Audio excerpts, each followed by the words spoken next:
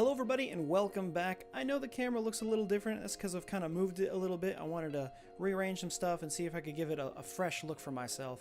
But for those of you who are unaware, my name is Joker, and today we're going to be talking about my top 10 DC superheroes. I'd like to give a big shout out to the Miss CaptainBkat for leaving this video suggestion for me. I gotta say, it was really hard to make this video. It literally took me like a day and a half to come up with at least 10 characters that I could put in order for me to do this video. She originally just said the top 10 DC characters, which no-go would not have been possible for me. Then she said I could do heroes and villains. So this spawned at least 4 videos for top 10s that are going to be coming very soon. But let's go ahead and start right with the countdown. Haven't even started yet and I can already feel all of the hate of what I'm about to say for my number 10 spot, which is Superman. I know, right? Superman, he's like one of the greatest superheroes of all time. He's the Man of Steel. How can you hate him? I wouldn't necessarily say I hate the character, I'm just not as fond of him. You know, when it comes to Batman and Superman, I'm definitely a Batman fan. However, I always believe that he should be in everyone's top 10 of superheroes because he is, after all, Superman. First appearing in Action Comics #1 in 1938, Superman was the greatest superhero that anyone had ever seen. He could dodge bullets, lift buildings, and even shoot lasers out of his eyes. I mean, what's not to love? After leaving Krypton, he ended up crash landing on Earth right in the center of Kansas, where he was adopted by a family there.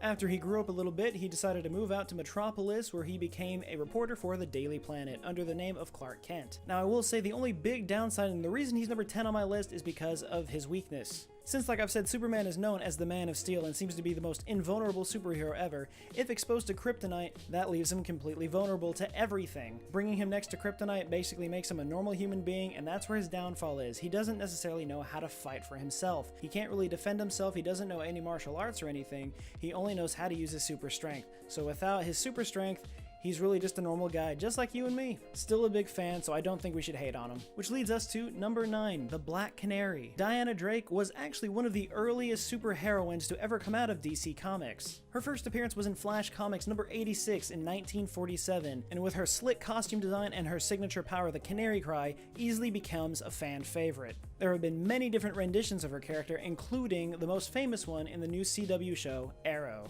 Now, since we're coming to that and placing her at number 9, if I had to be splitting hairs to pick one, I would go with Sarah Lance. I just love how she becomes the Black Canary after missing for so long and then ends up dying only to become the White Canary in Legends of Tomorrow, thus passing the mantle on to her sister, Laura Lance. But without spoiling too much of the show, I'm going to move it right to number 8. Number 8 might come as a little bit of a surprise because I'm going with another fan favorite, and that is Raven from Teen Titans. While she is mostly known for her appearance in the popular Teen Titans TV series, her original debut was actually in DC Comics Presents number 26 in October of 1980. And let me tell you, this character's got it all. She's dark, she's gothic, and her dad's a demon. I mean, what's not to love about that? The coolest thing about her is that she has the ability to control her soul self, which is typically like a black raven that we see. It's a giant silhouette, which she can use kind of like the Force to pick up and throw objects when in fights. She has the ability to teleport from place to place and can also subdue mentally one person at a time, so if she gets in your head, it's instantly game over. Definitely not someone you'd want to pick a fight with out of the Titans, like at all.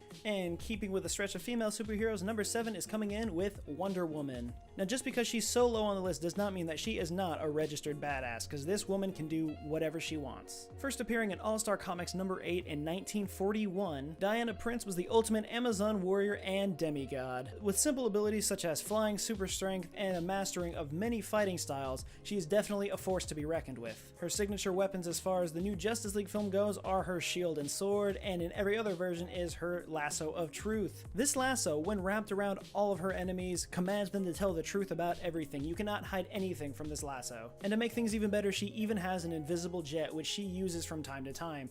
And I mean, if she wasn't scary enough already, imagine not even being able to see her at all. Number 6 is one of my personal favorites, and that is the Green Arrow. While the Green Arrow's popularity has been growing a lot from the CW's TV series Arrow, I'm looking more toward just Oliver Queen in general and not specifically going off of the CW show. Oliver Queen's first appearance as the Green Arrow was in Adventure Comics number 250 in July of 1958. In this version, he was already a skilled archer as a kid because his favorite superhero of all time to him was Robin Hood. Unfortunately, being a great archer would be his downfall, as his parents were mauled by lions on a safari trip, causing him to hesitate and not shoot. After their unfortunate demise, Oliver was then taken care of and guarded by his uncle, and at the right age became the heir to the family fortune and the family business. Unfortunately, without having parents around and the traumatization of watching them get killed, it led him to become just another drunken billionaire that had no reason for anything. Now, slightly similar to the CW show, while on sea on one of his ships, he did fall overboard, but instead of landing on the island of Lian Yu, he ends up on Starfish Island. And from there, it's pretty much the same thing. You know, he was a hunter, he had to learn to survive, and by the time he got off the island and came back to Star City, he became their vigilante, the Green Arrow. He is very well aware of what he's doing, though, as the Green Arrow, as he was stranded on this island for several years. While his main weapon of choice is a bow and arrow, he has several different gadgets attached to him to help in any situation, including a grappling hook arrow, tear gas, smoke screen, flashbangs, and even kryptonite arrows. So to everyone watching who's thinking that Batman is a wuss for carrying kryptonite on him at all times, nah, he's not the only one that does that. My number 5 choice is another fan favorite, and that is the ultimate Batgirl. While Batgirl was originally written as Betty Kane in 1961, I'm focusing more so on the Barbara Gordon version that we all know and love. Barbara Gordon's version of Batgirl appeared in Detective Comics number 359 in June of 1967. While keeping a secret from her father, Police Commissioner James Gordon, she decided to fight crime alongside Batman and Robin. However, she would not stay as Batgirl for long, as she would eventually become known as Oracle after getting shot in the back by the Joker and paralyzed, keeping her in a wheelchair permanently. However, she is still a part of the Batman family and is used to give intel to Batman during any of the missions that he has. Very similar to how Felicity Smoke does the same thing for the Green Arrow in the CW's version of Arrow. My number 4 choice is Robin, specifically Jason Todd. Jason Todd first appeared as Robin in Batman issue 366 in December of 1983. However, he was not a fan favorite by far. His origin story was more or less the same as Dick Grayson's, the first Robin, and readers at the time were not happy with him. Readers eventually voted to kill him off in the issue entitled A Death in the Family, and that would be the end of Jason Todd as Robin. However, there is more to his story that puts him at my number 4 spot. Several years down the line, in February of 2005, Batman issue 635 came out, bringing us the Red Hood. Who was the Red Hood? Originally, it was the Joker, but this time it was Jason Todd back from the dead, ready to take on his new form as the anti-hero, the Red Hood. And having such a great redemption story is why he is my number 4 pick. And now that we're down to the top 3, it's gonna get a little obvious of who I'm picking. If you haven't figured it out by now, I mean, come on. Yes, that's right, my number 3 pick is The Flash, specifically Barry Allen. Barry Allen's first appearance as The Flash was in Showcase number 4 in October of 1956. Barry Allen is a forensic scientist working for the police department who is always being known as slow and always late. However, one night in his lab, a lightning bolt strikes his office, blowing up a bunch of chemicals and striking Barry at the same time. When Barry wakes up, he discovers that he has super speed and has no idea how to control it. Naturally, after learning how to use his powers, he becomes Central City's speedster, the Flash. One of the things that really draws me to Barry Allen's character as the Flash is that he's a lot more lighthearted and has a lot of fun being the Flash. Also, just in any version of the Flash, the logo. The logo. Come on. It's pretty great. I already know I'm going to get a lot of hate for this, but I might not, just because it seems like I'm not picking fan favorites. But that's right, my number 2 spot is Batman.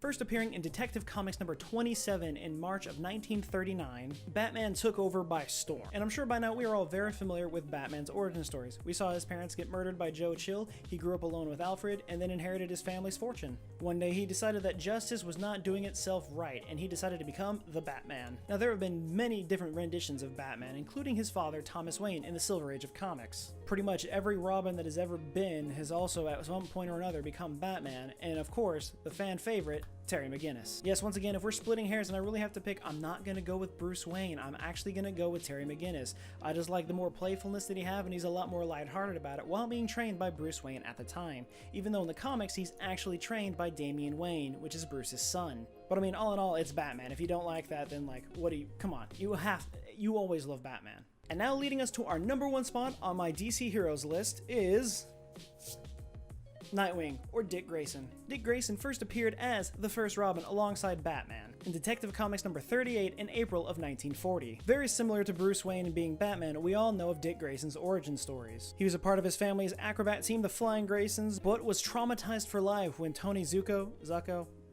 one of the two, snuck into the circus where the Flying Graysons were performing and tampered with one of the ropes. During the live performance, Dick Grayson's parents fell to their death after the rope snapped, leaving him an orphan. Bruce Wayne, understanding what he went through, decided to take him in and he became the first Robin. But much like Jason Todd, it does not end there. After so many years of not being treated as an equal and only being Robin to Batman, he decided to leave the Boy Wonder behind and become Nightwing. Basically, by this point, Bruce had taught him everything that he needed to survive on his own, and he felt he was ready to take on a greater challenge. He decided to leave Gotham City behind and start a new life in Bloodhaven as their masked vigilante, Nightwing. Now, personally, I'm much more of a fan of the blue logo. The red New 52 logo really isn't my style, and I'm just not feeling it as much. However, character and costume design aside, Nightwing is always going to be my #1 pick. But with that, there's the top 10 list for my personal favorite DC superheroes. Now, I'm sure my list isn't exactly the same as everyone else's, so if you saw a character you didn't like or you thought someone else should have taken someone else's spot, be sure to leave a comment down below and let me know who do you think should have made my list. But that'll be all for this episode, guys. Remember, if you like what you saw, be sure to leave a like, comment, and subscribe.